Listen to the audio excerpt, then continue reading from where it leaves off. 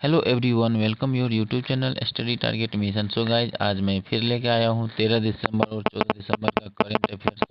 Most important होने वाला है। MCQ 20 प्लस इसमें आपको देखने को मिलेगा। और लास्ट में एक क्वेश्चन पूछूंगा, उसका आंसर आप लोग कमेंट में ज़रूर बताइएगा। तो चलिए आज का करंट अफेयर्स देखते हैं बिना किसी देरी के। पहला क्वेश्चन है, हाल ही में चर्चा में रहा गुरुवयूर मंदिर किस राज्य में स्थित है? तो ये आंसर होगा ऑप्शन नंबर ए, यानी कि केरल में स्थित है, केरल राज्य में। चलिए इंपॉर्टेंट फैक्ट देखते हैं। सुप्रीम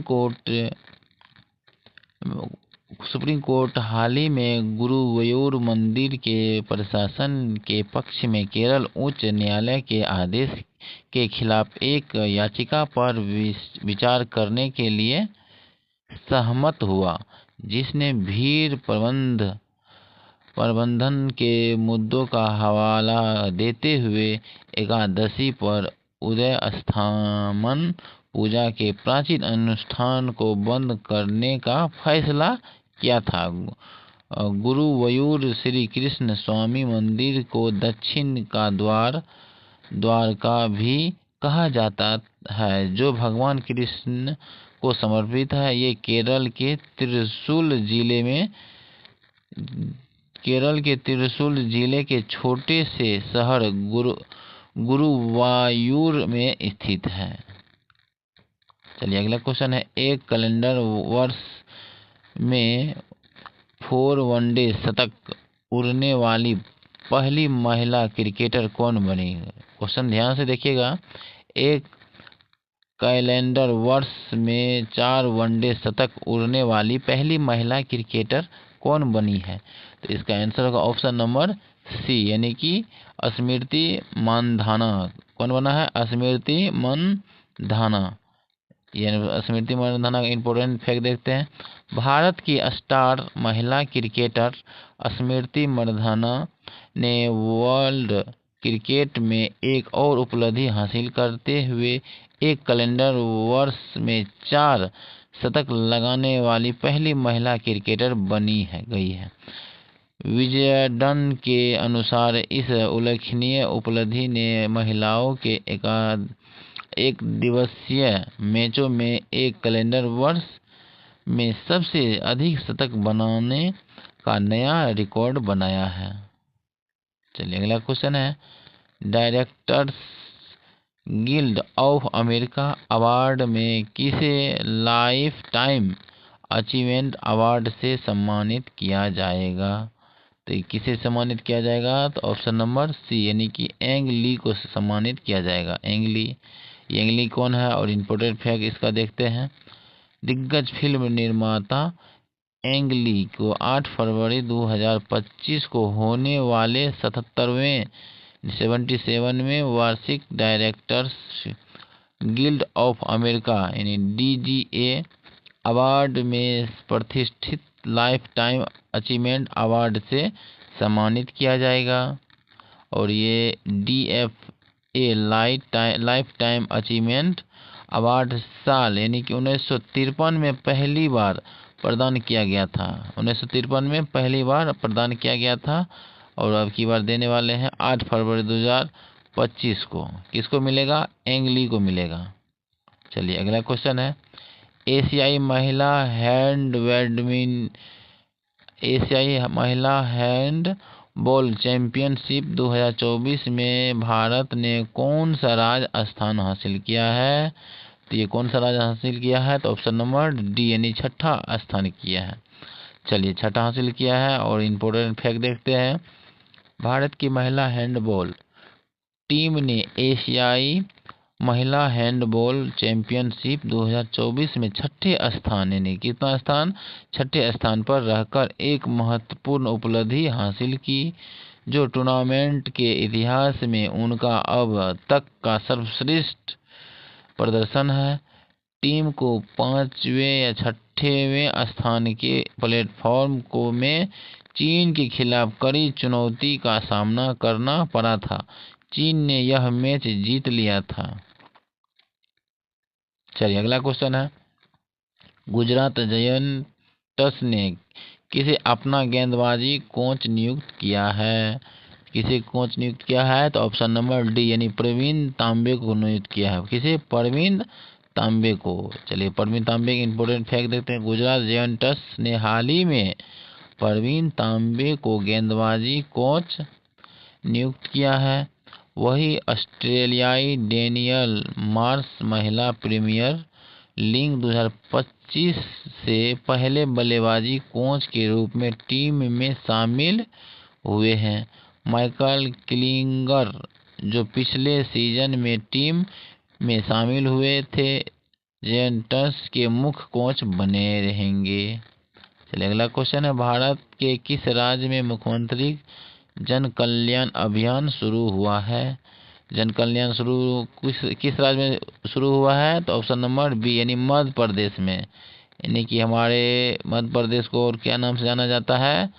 भारत का दिल, मध्य प्रदेश। और ये मध्य प्रदेश में शुरू हुआ है। इम्पोर्टेंट फैक्ट देखते हैं। मध्य प्रदेश में 11 दिसंबर से पहले 11 दिसंबर से अगले वर्ष यानी 26 जनवरी तक मुख्यमंत्री कल्याण अभियान चलाया जाएगा। अभियान के दौरान लाभार्थियों को केंद्र और राज्य सरकार की लाभार्थी केंद्रित योजना से लाभ उठाने का अवसर मिलेगा। चलिए अगला क्वेश्चन है, वर्ष 2034 में पुरुष फुटबॉल विश्व कप की मेजबानी कौन सा देश करेगा? 2034 में जो वर्ल्ड कप होने वाला है यानी पुरुष का विश्व कप, उसमें कौन सा देश मेजबानी करेगा? तो ऑप्शन नंबर डी जाता है। यानी कि कौन सा देश? सऊदी अरब करेंगे। दोस्तों इम्पोर्टेंट फैक्ट देखते हैं।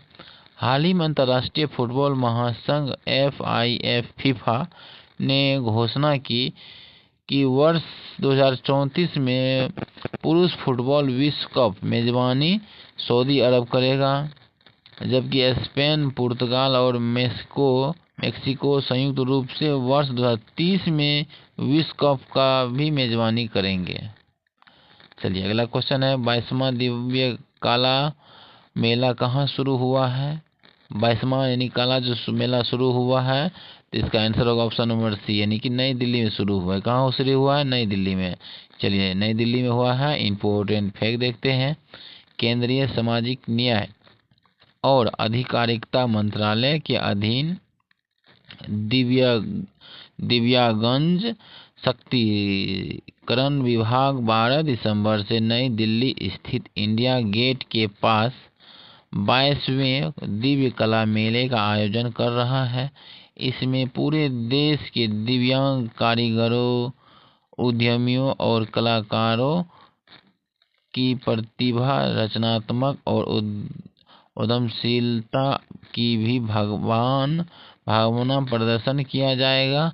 इस मेले में 100 से अधिक दिव्यांग उद्यमी है और कारीगर अपने उत्पादों और कौशल का प्रदर्शन करेंगे।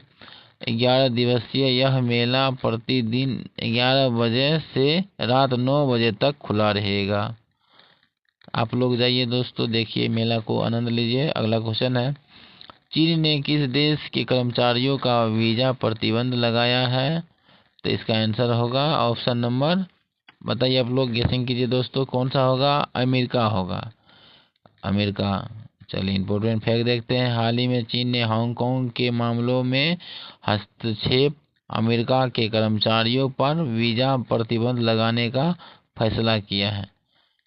चलिए अगला क्वेश्चन है, हेमोफीलिया ए के लिए पहली मानव जीन थेरेपी किस देश के वैज्ञानिक ने विकसित की है? तो किस देश का विकसित किया है? तो ऑप्शन नंबर ए जाता है यानी कि भारत, हमारे इंडिया ही किए हैं। चलिए अगला क्वेश्चन, ऐसे इम्पोर्टेंट फैक्ट देखते हैं।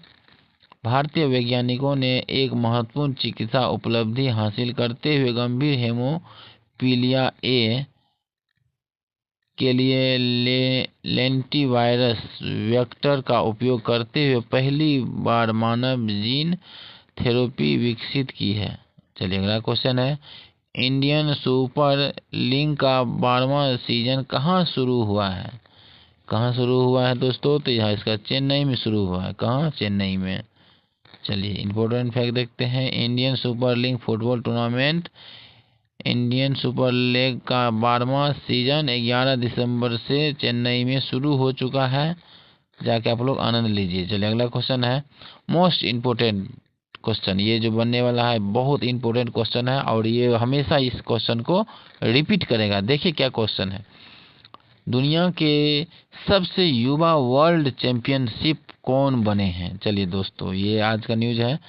देखिए वन दुनिया का यानी पूरा, और ये कौन सा बना है इसमें, इसका आंसर क्या जाएगा, तो डी गुकेश जाएगा।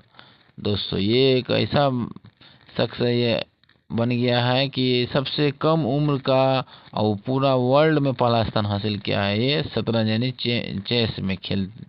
चलिए इम्पोर्टेंट फैक्ट देखते हैं इसका। ये है गुकेश, आप देख सकते हैं इसका फोटो।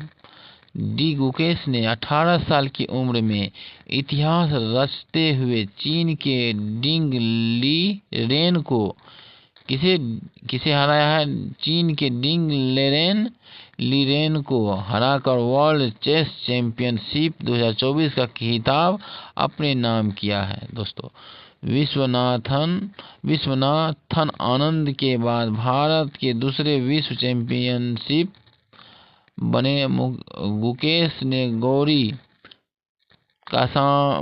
कास्परोव का रिकॉर्ड तोड़ते हुए सबसे कम उम्र में यह अपनी उपलब्धि हासिल की। उनकी इस जीत ने भारत का गौरव बढ़ाया है। अगला क्वेश्चन है BMW ग्रुप ने ग्रामीण भारत में शैक्षिक परिदृश्य को बदलने के उद्देश्य से किसके साथ समझौता किया है, यानी किसके साथ समझौता किया है, तो ऑप्शन नंबर सी जाता है, यानी यूनिसेफ के साथ ये समझौता किया है।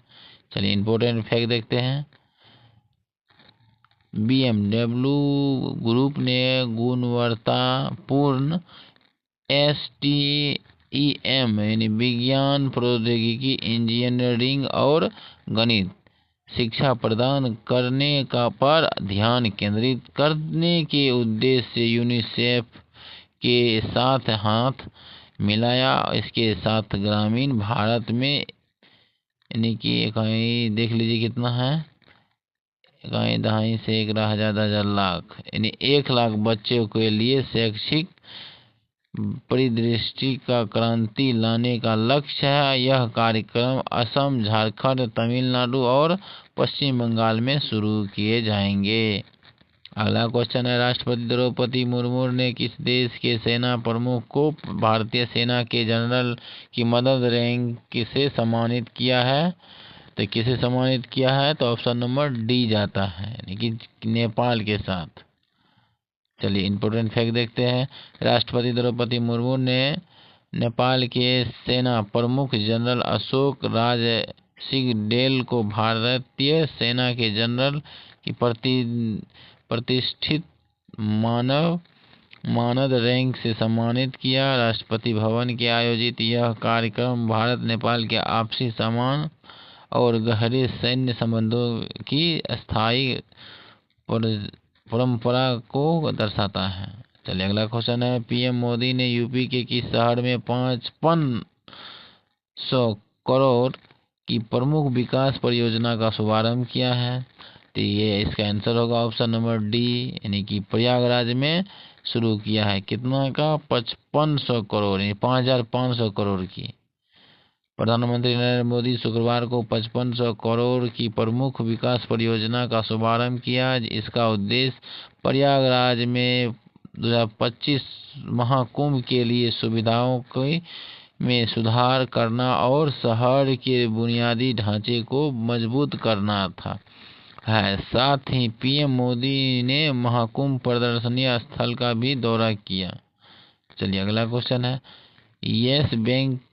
यस बैंक के नए कर्मचारी निदेशक के रूप में किसे नियुक्त किया गया है, तो दोस्तों ये आप देखेंगे किसे नियुक्त किया गया है, तो option number C Manish Jain को। किसे नियुक्त किया है, मनीष जैन को।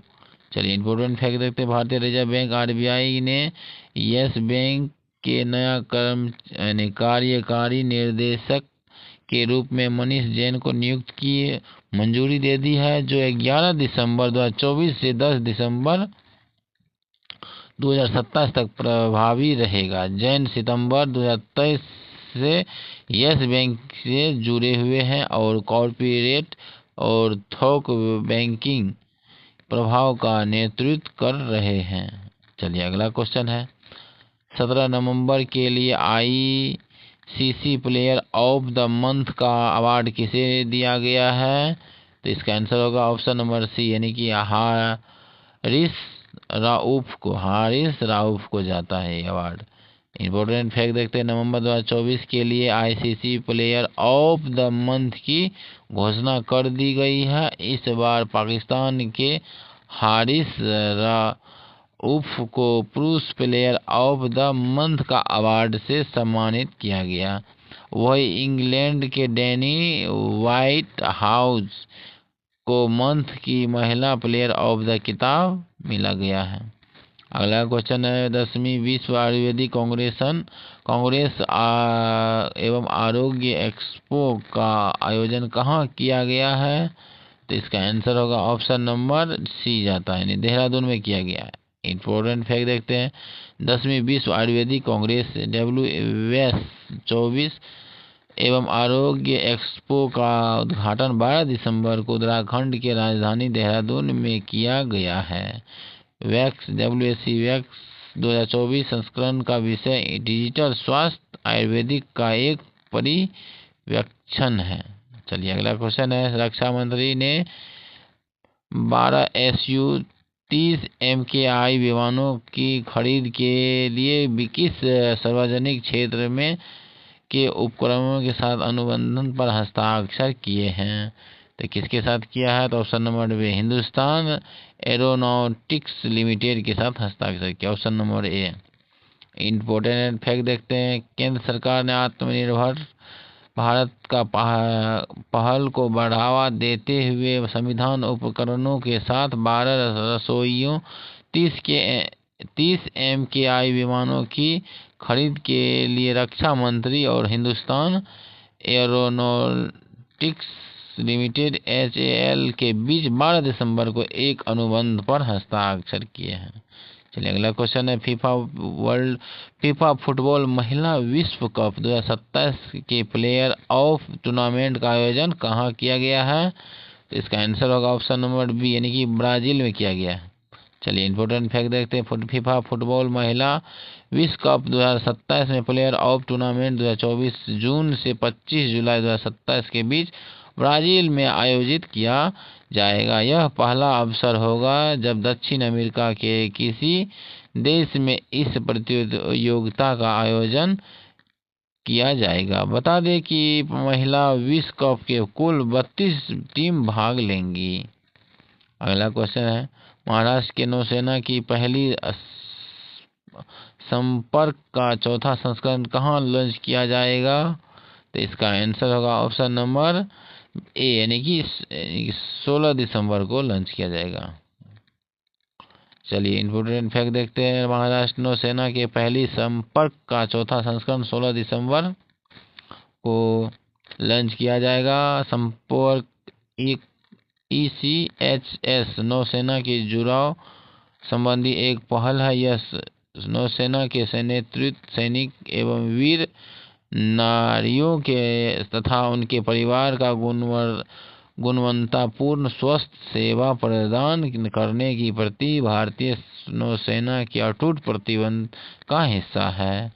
चलिए अगला क्वेश्चन है, भारत में वन नेशन वन सब्सक्रिप्शन योजना कब से शुरू होगी? तो इसका आंसर दोस्तों कमेंट में ज़रूर बताइएगा। और कैसा लगा ये वीडियो, हमारा प्रयास, मेरा कंटेंट कैसा लगा कमेंट में ज़रूर बताइएगा। अगर इस वीडियो का आप लोग PDF मंगाना चाहते हैं तो टेलीग्राम ज्वाइन कीजिए। चलिए दोस्तों, जय हिंद जय भारत।